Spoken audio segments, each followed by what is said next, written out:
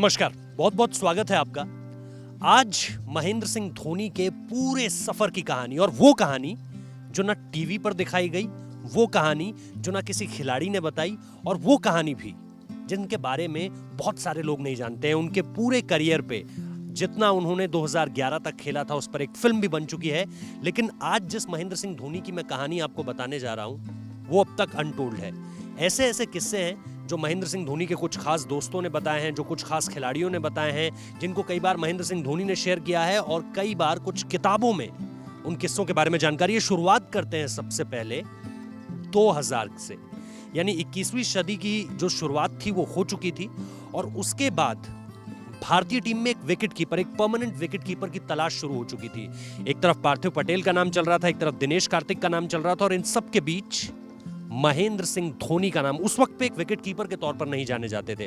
उस वक्त पे रांची, बिहार, और इसके अलावा क्योंकि उस वक्त पे आप याद कीजिए कि झारखंड नया नया बना था और रांची झारखंड के हिस्से में आया, बिहार अलग हो गया। उससे पहले तक महेंद्र सिंह धोनी बिहार की ही टीम से खेला करते थे।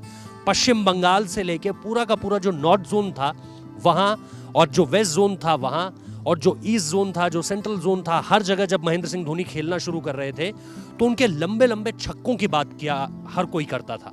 और इन छक्कों की बात ही जो है वो इंडियन क्रिकेट टीम तक पहुंचती है। भारतीय क्रिकेट टीम तक जब ये बात पहुंचती है तो सबसे बड़ी बात जो निकलकर सामने आती है वो ये कि ये खिलाड़ी बड़े बड़े चौके छक्के लगा सकता है, ये खिलाड़ी बड़ी बड़ी पारियां खेल सकता है। और इन तमाम बातों के साथ ही शुरू होता है महेंद्र सिंह धोनी का सफर। बांग्लादेश के साथ भारत को सीरीज खेलनी होती है 2004 दिसंबर में, और महेंद्र सिंह धोनी का नाम रखा जाता है सिलेक्शन कमेटी के साथ सौरव गांगुली के सामने। दो चॉइस दी जाती है, दिनेश कार्तिक या महेंद्र सिंह धोनी। उस वक्त तक दिनेश कार्तिक टीम में खेल रहे थे, उसके बाद महेंद्र सिंह धोनी के नाम का चुनाव करते हैं सौरव गांगुली। क्यों? क्योंकि 8 ओवर में इंडिया ए के साथ महेंद्र सिंह धोनी रनों की बौछार लगा चुके होते हैं, और यह दौरा होता है जिम्बाब्वे का। वहां से आते हैं तो रन उनके पास होते हैं, वहां से आते हैं तो उनकी कीपिंग तकनीक उनके साथ होती है, और अल्टीमेटली जो है सौरव गांगुली बांग्लादेश दौरे के लिए महेंद्र सिंह धोनी का नाम ले लेते हैं। और यहां से शुरू होता है एक ऐसा सफर जिसकी पहली पारी में वो रन आउट हो गए थे। ये देखिए कितना अजीब संयोग है कि जो आखिरी पारी थी महेंद्र सिंह धोनी के करियर की, यानी 10 जुलाई 2019 को जो उन्होंने पारी खेल दी थी न्यूजीलैंड के अगेंस्ट 2019 वर्ल्ड कप के सेमीफाइनल में, वहां पर भी वो रन आउट ही हुए, और जो उनकी पहली पारी थी उसमें भी वो रन आउट हुए। लेकिन शुरुआत चिटगांव से हुई थी, शुरुआत बांग्लादेश से हुई थी। खत्म कहां हुई? Old Trafford, Manchester old Trafford में हुई, और 2019 के वर्ल्ड कप में हुई। अब जो शुरुआत हुई थी उसमें सबसे बड़ी बात यह थी कि महेंद्र सिंह धोनी को जो है वो अपना लोहा मनवाना था। एक कहानी और निकलकर सामने आती है, और ये कहानी आप लोगों में से बहुत सारे लोग नहीं जानते हैं। ये वो कहानी है जब सौरव गांगुली ने यह तय किया कि महेंद्र सिंह धोनी जो खिलाड़ी है वो खेलेगा तो 6-7वें नंबर पर ही, लेकिन इस खिलाड़ी को कॉन्फिडेंस देने के लिए, दुनिया को बताने के लिए कि ये खिलाड़ी कितना बड़ा है, मुझे इस खिलाड़ी को ऊपर मौका देना चाहिए। वाइजैग यानी विशाखापट्टनम, जिसे वाइजैग कहते हैं, वहां की ये बात है। और महेंद्र सिंह धोनी बहुत असमंजस में थे क्योंकि उनके बल्ले से रन निकल नहीं रहे थे। 2-3 पारियां वो खेल चुके थे। टीम इंडिया को बल्लेबाजी करनी थी पहले, और टीम इंडिया को जो बल्लेबाजी करनी थी उसमें महेंद्र सिंह धोनी का नंबर बहुत नीचे आना था। पाकिस्तान के साथ ये मुकाबला होने जा रहा था, और महेंद्र सिंह धोनी के लिए सौरव गांगुली ये फैसला लेते हैं टॉस करने के ठीक बाद। जब वो टॉस करते वक्त पिच से वापस ड्रेसिंग रूम की तरफ आ रहे होते हैं, वो ये कहते हैं कि आज मैं महेंद्र सिंह धोनी को नंबर 3 पर खिलाऊंगा।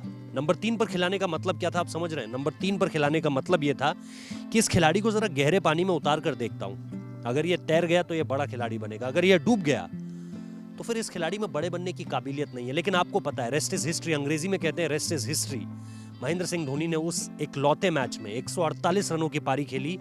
दुनिया जान चुकी थी यार कि एक बड़ा खिलाड़ी निकल कर आ गया, एक ऐसा खिलाड़ी जिसके पास काबिलियत है बड़ी बड़ी हिट्स लगाने की, एक ऐसा खिलाड़ी जो जब चाहे छक्का मार सकता है। और मिडिल ऑर्डर में या लोअर मिडिल ऑर्डर में भारत को उस वक्त भी इस तरह के खिलाड़ी की जरूरत थी, क्योंकि याद कीजिए उस वक्त पे ऊपर आपके पास वीरेंद्र सहवाग थे, सौरव गांगुली थे जो बड़ी हिट्स लगा सकते थे। फिर युवराज सिंह, मैं नहीं कहूंगा कि उस समय पे युवराज सिंह बहुत बड़े बड़े छक्के लगाने के लिए जाने जाते थे। हालांकि उसके साथ ही जब महेंद्र सिंह धोनी और युवराज सिंह का करियर एक साथ चलना शुरू हुआ, उसके बाद युवराज सिंह में भी हमने वो काबिलियत देखी कि जब चाहे तब छक्के लगा सकते हैं, और धोनी में ये काबिलियत शुरू से थी। मुझे वो दौर भी याद आता है इस पारी के बाद जब भारतीय टीम पाकिस्तान के दौरे पर थी और पाकिस्तान के राष्ट्रपति जनरल परवेज मुशर्रफ ने महेंद्र सिंह धोनी के बालों को देखकर ये कहा था, उनके बालों को देखकर ये कहा उन्होंने कि बहुत सारे लोग तुम्हारे इन बालों के बारे में कहते होंगे, लेकिन मेरी राय मानना तो इन बालों को मत कटवाना। और उसके बाद तो जैसे वो स्टाइल आइकन बन गए, पूरे देश में उनके हेयर स्टाइल को कॉपी किया जाने लगा और सिर्फ भारत में ही नहीं, पाकिस्तान में भी इस तरह का चलन था। और वहां से फिर महेंद्र सिंह धोनी की एक फ्लैम्बॉयंट इमेज निकल कर आती है जिसमें देश का हर युवा उनकी तरह बनना चाहता था। तो ये कहानी 2004 में वनडे डेब्यू और उसके बाद 2005 में टेस्ट डेब्यू महेंद्र सिंह धोनी का होता है। और इस टेस्ट डेब्यू के बाद एक पारी ऐसी निकल कर आती है, ये वनडे की पारी होती है, जो भारतीय टीम को पहली बार ये बताती है कि यार 6 से ऊपर का भी अगर रन रेट है ना, आस्किंग रिक्वायर्ड रेट अगर 6 से ऊपर का भी है, तो आपके पास एक खिलाड़ी है जो इस टारगेट को अचीव कर सकता है। उसका नाम है महेंद्र सिंह धोनी। 183 श्रीलंका के अगेंस्ट।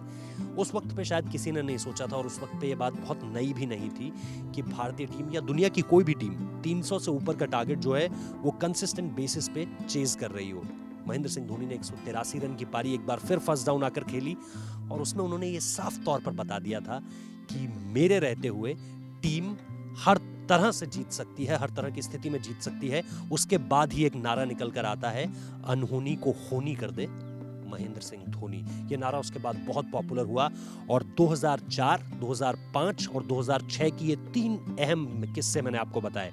अब आता है वो किस्सा जो महेंद्र सिंह धोनी की जिंदगी बदलने वाला था। न सिर्फ महेंद्र सिंह धोनी की, भारतीय क्रिकेट को जो पूरी तरह से बदलने वाला था। याद कीजिए 2007 का T20 वर्ल्ड कप, दुनिया पहली बार T20 विश्व कप को अपने सामने देख रही थी। T20 क्रिकेट का भारत आलोचक था। उससे पहले भारत बहुत ज्यादा इंटरेस्ट नहीं दिखा रहा था उस तरह की क्रिकेट लीग्स में।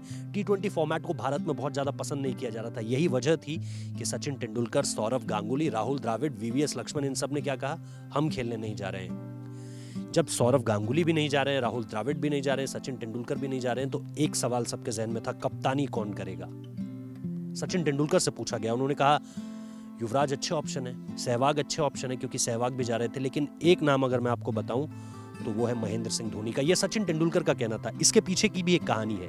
वो कहानी ये है कि सचिन अक्सर स्लिप्स में खड़े हुआ करते थे और महेंद्र सिंह धोनी बतौर विकेट कीपर उन्हें बार बार ये राय देते थे कि अब आपको इस तरह से करना चाहिए, अब आपको इस तरह से करना चाहिए, अब आपको ये कदम उठाना चाहिए, अब आपको ये कदम उठाना चाहिए। इस तरह की चीजें जब बार बार होती हुई देखी गई और वो चीजें जब बहुत सही दिशा में भारतीय क्रिकेट को ले जा रही थी और बहुत सही दिशा में हर वो चीज हो रही थी जिसकी जरूरत थी उस वक्त पे, तो फिर सचिन तेंदुलकर को लगा कि शायद महेंद्र सिंह धोनी में वो लीडरशिप क्वालिटी है। क्योंकि एक कहावत है अंग्रेजी में, leaders are born, they are not made. Leaders बनाए जाते हैं, जो बनकर आए वो लीडर नहीं होते, लीडर्स हमेशा बनकर आते हैं। 2007 में T20 विश्व कप भारतीय टीम जीतती है महेंद्र सिंह धोनी की कप्तानी में और उसके बाद पूरी की पूरी तस्वीर बदल जाती है। 2008 में महेंद्र सिंह धोनी वनडे टीम के कप्तान बनते हैं और उसके बाद फिर 2011 का विश्व कप भी है, 2013 की चैंपियंस ट्रॉफी भी है, IPL के बहुत सारे खिताब हैं। लेकिन ये ऐसे 3 किस्से मैंने आपको बताए जो शुरुआती दौर में महेंद्र सिंह धोनी की पूरी क्रिकेट की जिंदगी को बदलने वाले थे। आपको ये किस्से कैसे लगे हमें जरूर बताइए कमेंट बॉक्स में। साथ ही साथ आप कौन सा किस्सा और सुनना चाहते हैं महेंद्र सिंह धोनी से जुड़ा, ये भी बताइएगा। सब्सक्राइब करना मत भूलिए, नोटिफिकेशन बेल बजाना मत भूलिए और साथ ही साथ इसे शेयर जरूर कीजिए अगर आप एक ट्रू महेंद्र सिंह धोनी फैन है तो। बहुत बहुत शुक्रिया।